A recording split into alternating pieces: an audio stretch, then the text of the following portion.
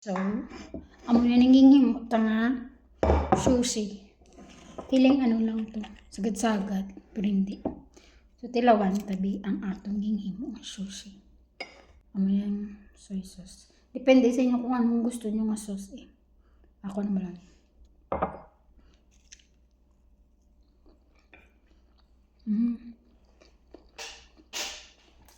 Sarap. Sobrang sarap.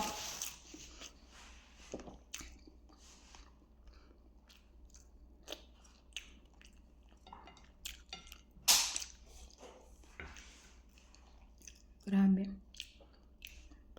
Sarap talaga niya. Tapos kung gusto niyo ng maanghang, lagyan niyo lang ng soy tabasco. Sarap.